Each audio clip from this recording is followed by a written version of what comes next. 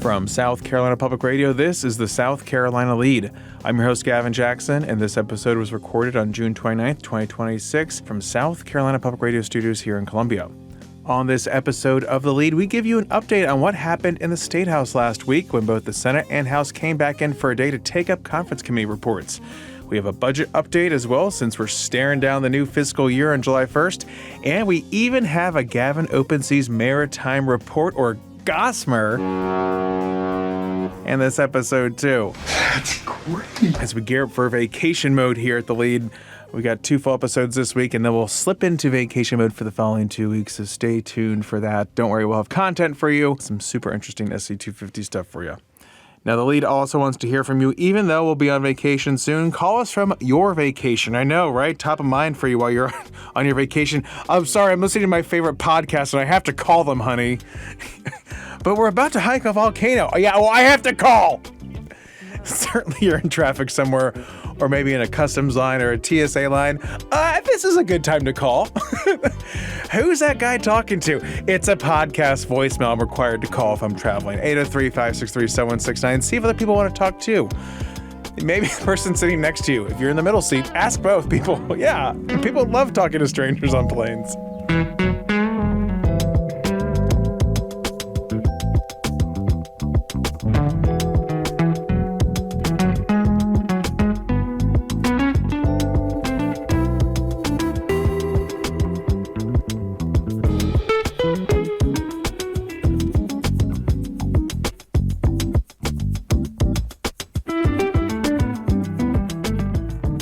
All right, let's look at what's on tap this week. At the State House, there is a budget conference committee set for 11 a.m. on Tuesday. Up in Congress, the House is in and the Senate is out. But back here in Columbia, the House and the Senate were in last Thursday, and we have some updates on bills that moved and stalled. But first, the budget is still in limbo as state agencies are set to begin the 2027 fiscal year under a continuing resolution starting July 1st. Since there is no budget yet, the state will continue to operate under its current funding levels. Now, this isn't a matter of not having money. We got plenty of money, but rather a matter of political will. A lot was delayed due to the primaries and the governor's race, and now that that's cleared, we expect a budget in mid-July. Again, there's a conference committee meeting on Tuesday morning, but even if they come up with a compromise, there's no session scheduled yet for lawmakers to return and vote on the measure, which will then go to the governor for the final time for his approval. And this is his last budget. Now, we did hear from Senate Finance Committee Chairman Harvey Peeler last week on the Senate floor with a little bit of an update on this process. Normally, we would finish up the conference committee before now, but it's been kind of an unusual year. We had the congressional district debate we had, took some time, and then it's been unusual to have such a statewide election for primaries, both Democrat and Republican, for governor, attorney general, commissioner of agriculture, and others. I said all that to say this: it's kind of taken the air out of the room while we were working. But now we're ready to go to work. We're continuing to work. The subcommittee, the conference committee, will meet this Tuesday at 11 o'clock, and we're very, very close. And the ebb and flow of conference committees, the budget conference seems to take the longest. But hopefully I'm optimistic that we'll have you something soon. So what this primarily delays is pay raises for teachers and state employees, and it also delays agencies from starting that new fiscal year, so everything's kind of just jammed up. So when I'm filing expenses, they're going to be like, you got to wait a little bit until you get reimbursed. I'll be like, okay, thank you. Now let's look at some bills that maybe kind of got smoked out. The hemp-derived THC consumables regulation bill is dead. D-E-A-D, dead. After neither chamber could agree on a version of the bill that it preferred. Yes, folks, after all the back and forth of this session, we are still at the Wild West right now. All these joint moments and these joint committees. No, there's no joints. There's no burning leaf involved in the consumables, of course. Burning leaf. Always our favorite term when we talk about anything related to hemp or marijuana. But again, the bill had a bare bones regulation aspect to it that would prohibit these consumables for anyone under 21 from consuming or buying, basically the common sense portion of the bill. There was also a full ban included, and then there was also the Senate regulation version too. So there was basically choose your own adventure 3 different ways here, and both chambers chose the fourth option, the unknown fourth option of just gridlock and stalemate. But here, take a listen to Senate Majority Leader Shane Massey talking about this on the Senate floor. The position that the Senate conferees relayed was we had more than one debate in this body about banning THC. And as I said during the conference committee, I voted for those bans, and I'd vote for it again if you gave me the opportunity. But I lost. And we tried a few different ways, and we lost. And so the Senate position then was that the Senate doesn't have the votes for a ban of the hemp products, the hemp-based products, beverages and gummies. And so the message that we relayed was that we thought that the Senate version was a good version, and that was probably going to be the strongest version that we could get, Mr. President, even though I would like to go stronger. But anyway, that's where we were. Ultimately, the conference committee came up with an agreement that essentially adopts the Senate version of the bill. The only difference is that we pulled all the DUI language out of the THC bill, such that it could be included as part of the DUI conference that was going on as well. And I think the senator from Ori will tell us about that in a little bit. But we removed the DUI language from the THC bill.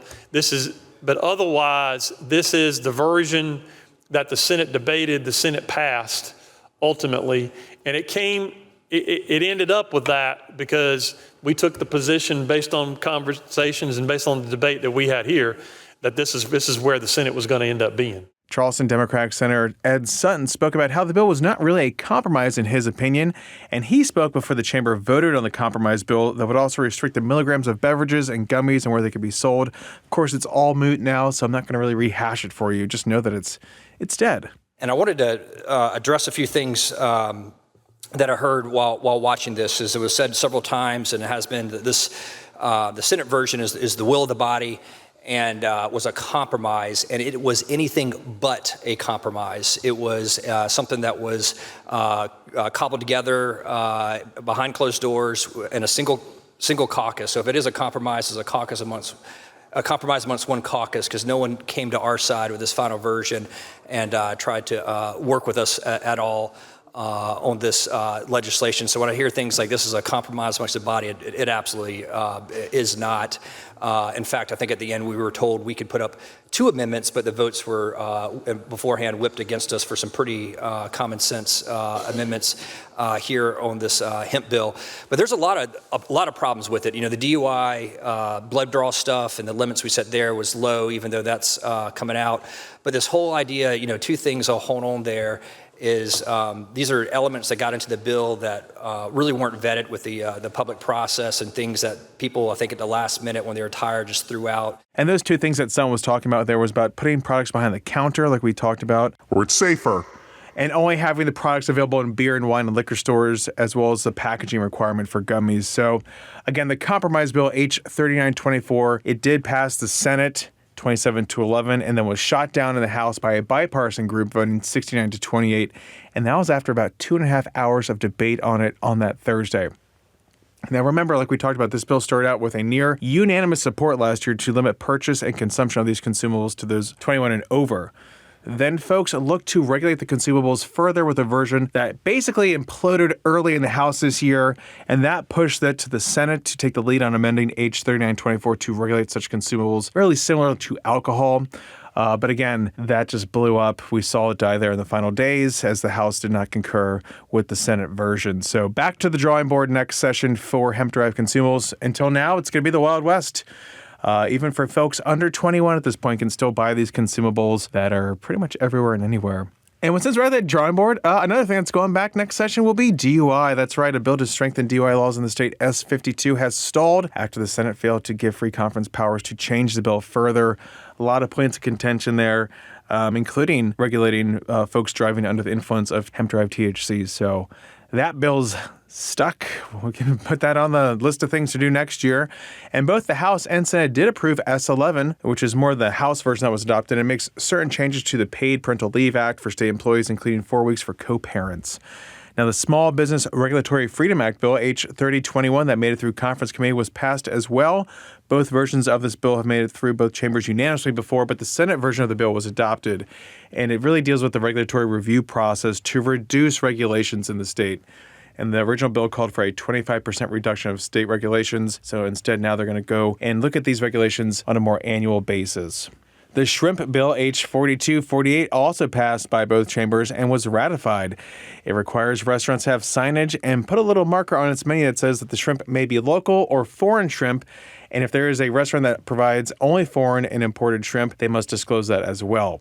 So it's kind of a disclosure bill so you know where your shrimp is from, so our shrimpers out there get the love and respect that they deserve. We love you. We're about to learn about our shrimp, folks. You're going to want that South Carolina, that sweet, sweet South Carolina shrimp. Today's episode is sponsored by the shrimp. York Republican Senator Wes Clymer gave a goodbye speech as he has officially secured the Republican nomination for the 5th Congressional District and is set to win in November in the heavily Republican district held by outgoing Congressman Ralph Norman. Clymer was also the chairman of the Senate Agriculture Committee, so as an inadvertent consolation prize for Georgetown Senator Stephen Goldfinch, who did not win the nomination for Attorney General, he has now ascended from senior committee member to chairman.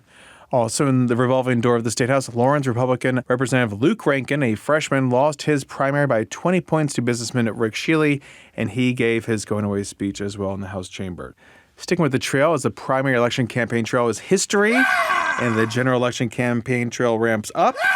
Here's a little tidbit for you when it comes to future advertising, which we're all enjoying a break from right now. Specifically, when we look at the U.S. Senate race between Senator Lindsey Graham, who is going for a 5th term, versus Democrat Dr. Annie Andrews, who's been getting a lot of love nationwide. And of course, that's kind of what happens in these races with Graham. Looking back to 2020 with Jamie Harrison, $130 million raised. Dr. Annie Andrews is raising a lot of money. And of course, Graham's not taking any chances here. As well as his PAC that's associated with him, he's not involved with it because there's never any coordination between these PACs, of course. But the Security is Strength PAC, which is run by Graham's former spokesman, Kevin Bishop, has reserved $8.5 million in advertising for the November general election. This came out last week. They are already reserving ad time on TV going into the general election. And in a press release, Bishop said the advertising will run on broadcast and cable television with additional spending planned for digital and streaming platforms. Watch out, Roku City.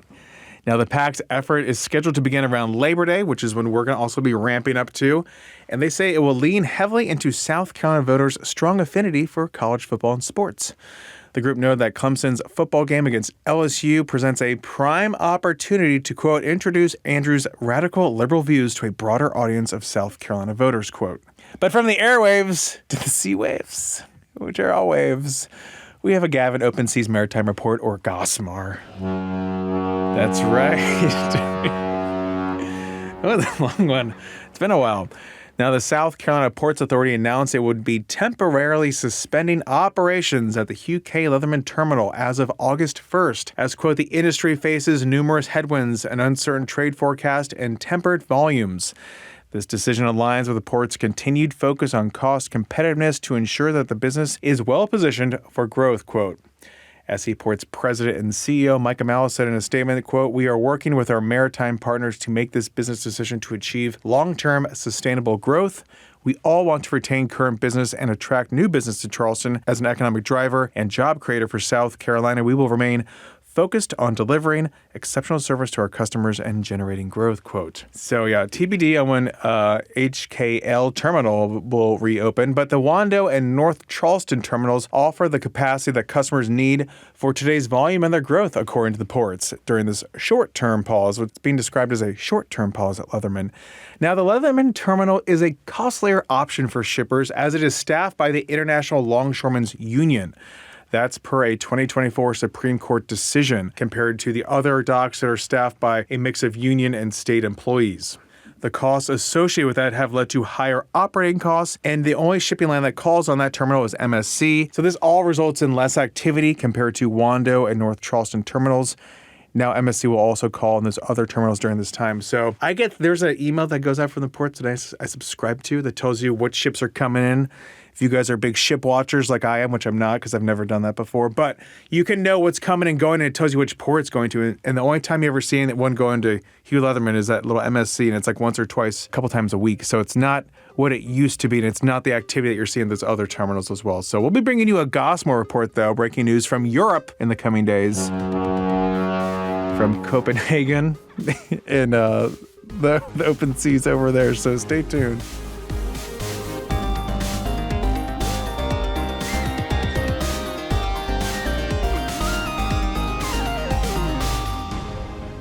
Welcome to the wind down section, a little break from the news. We're glad you're here along with A.T. Shire, lead podcast producer. Hello, A.T. Hello, Gavin. Hello, listeners. How great was that Gossamer? I mean, let's get another horn toot just for fun, folks? Man, easy. Easy. You don't want to do that. Yeah, it could be a fine if you do that too much, okay? Yeah, there are a lot of rules and regs around Well, yeah, I mean, I just want to let you know that we'll be filing some reports, like I said, because I was supposed to take a train back from Berlin to Copenhagen, but that got canceled. Mm-hmm. So now I'm going to be taking a boat. I'm going to be taking a bus on a ferry at one point. I will be giving you breaking news updates from the Baltic Sea. He's acting like it's a hardship. It's an absolute pleasure for I'll be talking to strangers. Yeah, on a boat. Well, strangers on a bus on a boat.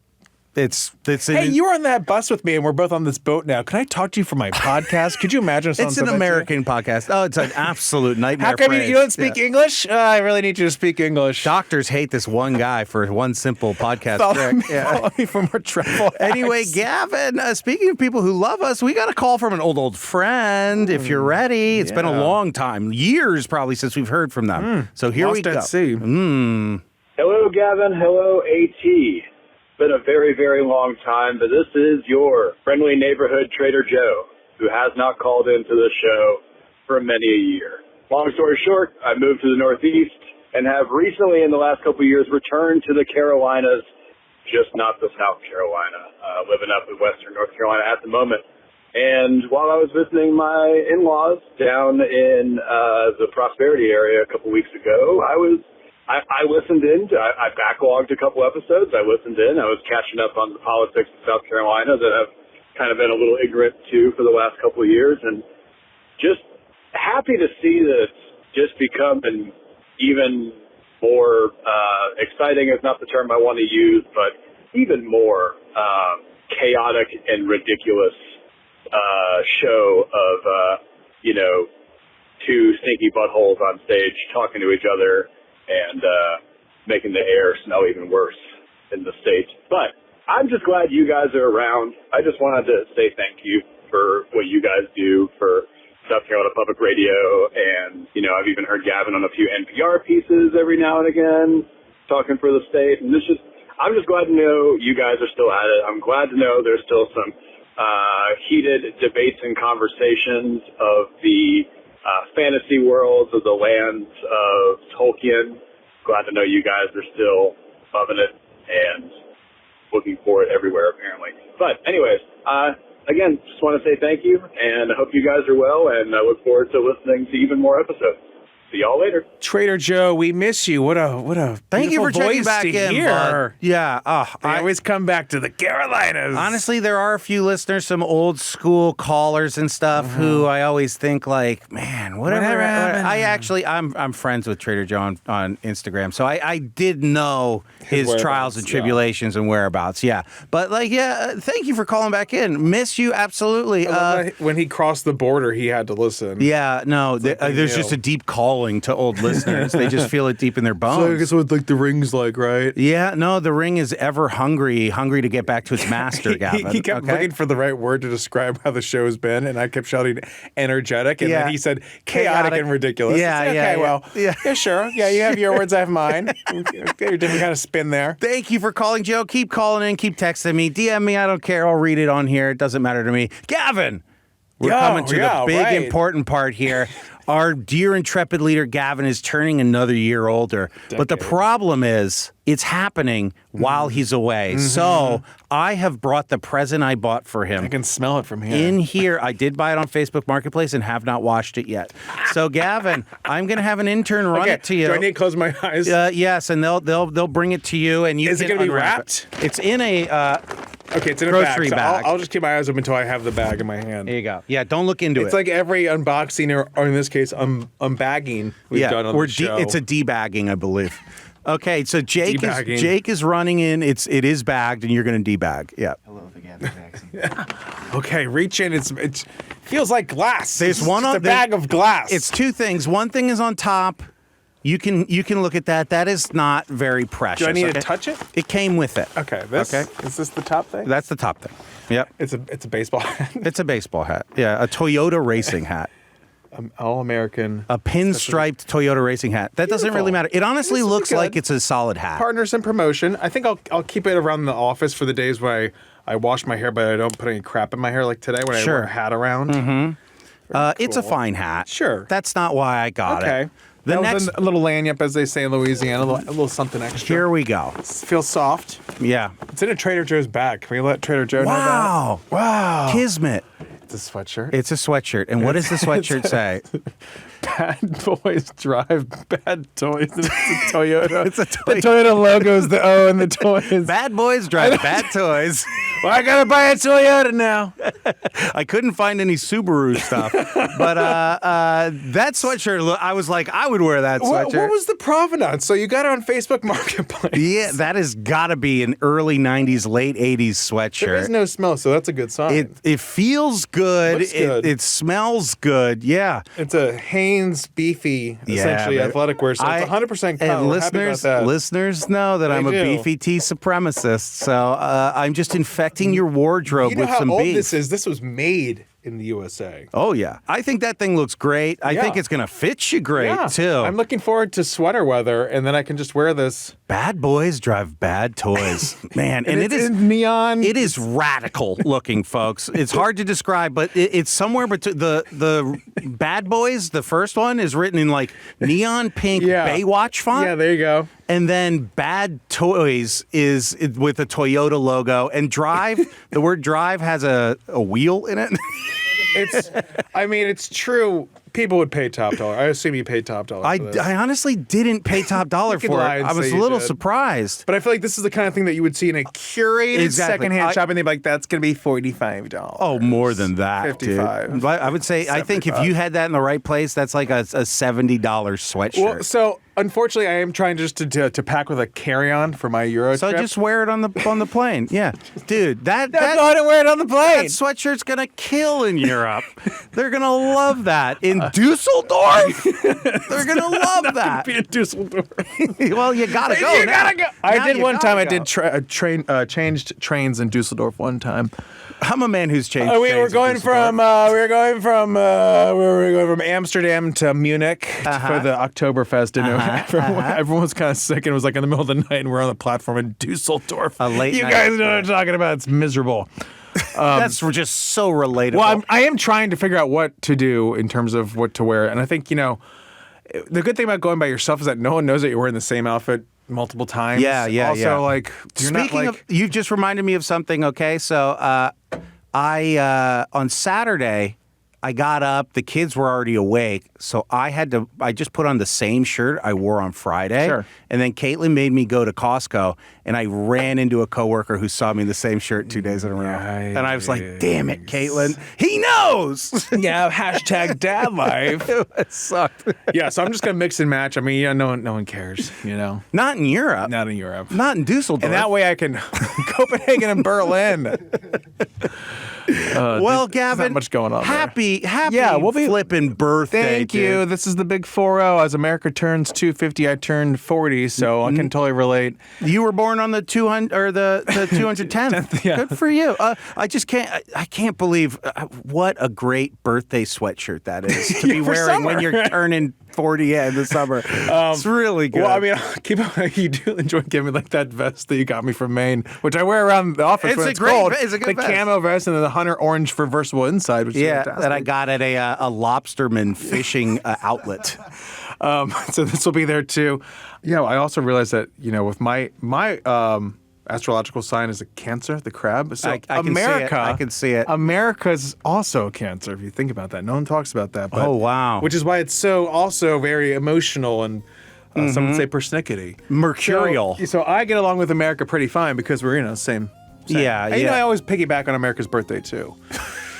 It's your birthday month. It's July 4th, It's both of your birthday month. But then, of course, at the end of it, it's, back to school's coming. That's always the downfall. Break out the trapper keepers. Anyway, Gavin, We'll be back. say the outro. We'll be back. Glad to have a wind down. I'm sure you are too. Give us a shout, 803-563-7169. Be like Trader Joe and let us know what's on your mind, especially if you've been moving around and you're still listening to us or some of our older listeners. We'd love to hear from some of our older folks, maybe your oldest, fondest memory of the lead as we reflect during summer lead times. You can do that at 803-563-7169. And you can also leave us a review on Apple Podcasts or wherever you get your podcasts from. And you can stay up to date with the latest news at scetv.org and southcarolinapublicradio.org. And don't forget to support your local newspapers. The South Carolina Lede is a production of South Carolina Public Radio. Our producer is A.T. Shire. Amy Crouch is our supervising producer. Sean Birch is our executive producer. Cindy Wilcox is our intern. And so is Jake. This podcast is produced with support from PRX and is made possible in part by a grant from the John S. and James L. Knight Foundation, as well as listener contributions to the ETV Endowment of South Carolina. For the South Carolina Lead, I'm Gavin Jackson. Be well, South Carolina. Listen, if I had a boat, things would be different. Okay? Truly. I'm just saying it. But I went Truly. Truly. Truly. We'd be on it right. We'd be recording on it. God, oh, yeah, we would.